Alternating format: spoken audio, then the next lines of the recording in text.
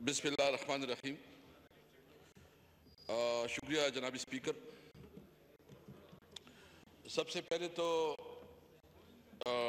Deputy prime minister साहब ने जो इस वक्त डिटेल पार्लियामेंट के सामने रखी है वो खुद भी काफ़ी कंफ्यूज नज़र आए और बजाय इसके कि वो स्पेसिफिक बात करते, टू द पॉइंट बात करते, वो आए बाएं शाए में आगे पीछे घूमते रहे।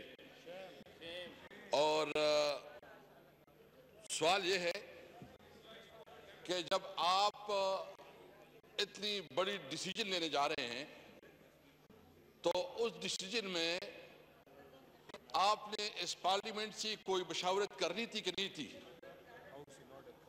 प्लीज हाउस इन ऑर्डर कर, प्लीज स्पीकर साहब,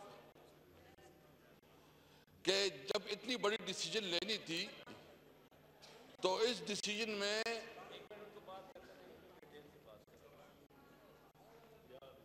जी आप निकल जाएं कॉन्फ्रेंस के लिए, बाकी सीनियर मेंबरान बैठे हैं, मिनिस्टर्स तशरीफ रखते हैं। ये हमारी बात सुन लेते तो बेहतर होता ना, ताकि इसको जी एक सेकंड असद साहब जी, इसाक डार साहब को आपके साथ जो बात हुई थी वो था कि आप मुझे 11 से 12 टाइम देंगे। 30 ममालिक के सफ़ीर बैठे हुए हैं, 12 बजे मीटिंग थी। आपको होता ज़रा थोड़ी सी और लगती है कि ये डिप्लोमेट्स आए हो, और वो मीटिंग किस चीज़ की है? अक्टूबर में करीबन 40 मुल्कों के वज़ीर आ रहे हैं और मिनिस्टर ऑफ कम्युनिकेशन वो हैंडल कर रहे हैं। मैंने वादा किया था कि 12 बजे से लेके पौने 1 बजे तक मैं टाइम दूंगा। तो मैं मेरे असद भाई हमारे नोट सारे ले रहे हैं, मैं आपका जवाब दूंगा वापस आके इंशाल्लाह नेक्स्ट वर्किंग डे पे जब मैं पाकिस्तान में होऊंगा इंशाल्लाह। थैंक यू जी असद साहब। जी दूसरी बात ये कि चाहिए तो ये कि जब आप इतनी एक बड़ी डिसीजन लेने जा रहे हैं तो ये पार्लियामेंट 47 की सही, लेकिन जो कुछ भी है आप इस पार्लियामेंट से तजावीज़ लेती। मेरे ख्याल में आपने तो शायद अपने जो आपके पार्टनर्स हैं, आपके जो कुलीग्स हैं, उससे भी मशावरत नहीं की और अकेले जाके बगैर कोई पाकिस्तानी कौम से पार्लियामेंट कंसल्टेशन की बड़ी बड़ी डिसीजन ले ली। ये जो शबा जुनेजो वाला इशू है जो इन्होंने बहुत ही लाइटली लिया, ख्वाजा आसिफ साहब एक फरमा रहे हैं जो इनकी पीछे बेटी थी, और जो फॉरेन मिनिस्ट्री है उसकी दूसरी स्टेटमेंट है, और वो खुद फरमा रही है कि अगर नेतन्याहू के साथ मेरी मुलाकात हो तो मैं सेल्फी खिंचवाऊंगा। तो वहां से शुकूक व शुबात शुरू हो गए और वो कह रही है कि मैं प्राइम मिनिस्टर की स्पीच राइटर हूं। इसकी तो एक्सप्लेनेशन नहीं हुई, और ख्वाजा आसिफ साहब को जो खुद जितने टीवी इंटरव्यू में उसको हजीबत उठानी पड़ी और पता नहीं क्या एक्सप्लेनेशन। मैं पूछना चाहता हूं कि इस किस्म के खातून क्या इतनी संजीदा और सीरियस डेलीगेशन में वो किस तरह गई, किसके हुक्म पे गई, और उसकी कौन उसको लेके गया, और कौन इसके रिस्पॉन्सिबल है? इसकी प्रॉपर इंक्वायरी होनी चाहिए।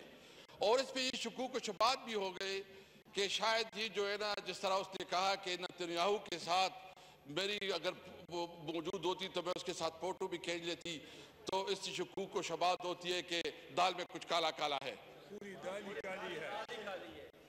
जनाब स्पीकर, हम सबको पता है कि इस वक्त जो फलस्तीन में जेनोसाइड हो रहा है, 60,000 से ज्यादा मर्द, खवातीन, बच्चे शहीद हो चुके हैं।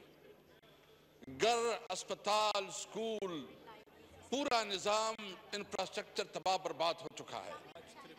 ये बदतरीन जेनोसाइड है और दुनिया की तारीख में इस किस्म का जुल्म और बर्बरियत का तस्वर नहीं होता। और जितनी जारहियत से, जितनी डटाई से इस वक्त भी इसराइल अपना मौक़िफ़ रखे हुए है कि जो भी हो हम फलस्तीन स्टेट को रिकॉग्नाइज नहीं करेंगे। मैं पूछना चाहता हूं कि मियां साहब को क्या जल्दी थी कि अभी मिस्टर ट्रंप का वो 20 नुकाती पॉइंट भी नहीं आए थे, क्या उसने ट्वीट कर दी? क्या किसी से पूछा था?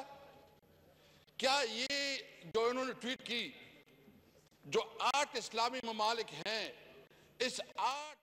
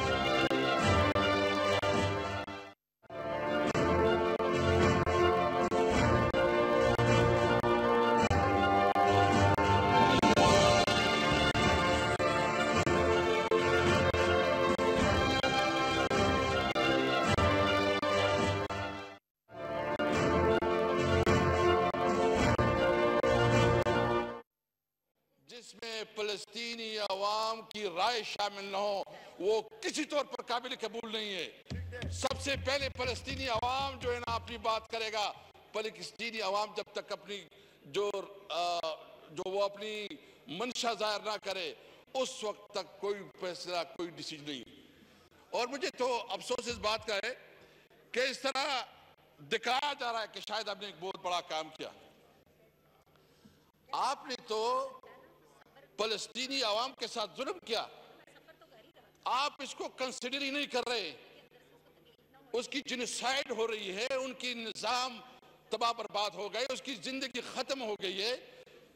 दुनिया की तारीख में इस किस्म का जुल्म का कोई तस्वर नहीं है। और फिर भी आप कहते हैं कि नहीं, हम जो है ना, मैं इस मौके पे कहता हूं कि पाकिस्तानी अवाम, 25 करोड़ अवाम किसी भी सूरत में इसराइल को तस्लीम नहीं करेंगे। ये किसी भी सूरत में इसराइल को तस्लीम नहीं करेंगे। आप अगर एक तरफ से दूसरी तरफ से, सबसे पहले सवाल ये है कि फलस्तीनी अवाम की जो राय होगी, फलस्तीनी अवाम की जो मुतालिबा होगा, सबसे पहले उसके मुतालिबे को माना जाएगा। इसके बाद हम किसी सूरत में जो इसराइल को तस्लीम नहीं करेंगे। जनाब स्पीकर, इस वक्त जो हमारा डिप्टी प्राइम मिनिस्टर साहब है, इसने जो डिटेल में बात की है, जो ग्लोबल समुद्र फ्लोटेला है, जिसमें तकरीबन 450 लोग इस वक्त जो है ना अरेस्ट हो चुके हैं। और चूंकि वो जा रहे थे फलस्तीन, इंसानी हमदर्दी के तहत जा रहे थे, वहाँ जो है ना खुराक लेके जा रहे थे, वह उसकी आवाज़ उठाने के लिए जा रहे थे। लेकिन एक फलस्तीन जो इसराइल जिस तरह उसका एक फाशिस्ट रवैया है, जिस फाशिज्म की उसने जिस तरह उसको अरेस्ट किया है, हम इसकी मजम्मत करते हैं और मुतालिबा करते हैं कि हुकूमत पाकिस्तान उसके लिए डिप्लोमेटिक चैनल के तमाम ज़रा इस्तेमाल करे ताकि उनको बाइज़्ज़त बाहिफाजत जो मुल्क में लाया जाए। मैं अपनी बात इसलिए मुख्तसर करना चाहूँगा कि मौलाना साहब भी बैठे, वो भी बात करना चाहेंगे और मैं समझता हूँ कि अगर उसने बात करनी है।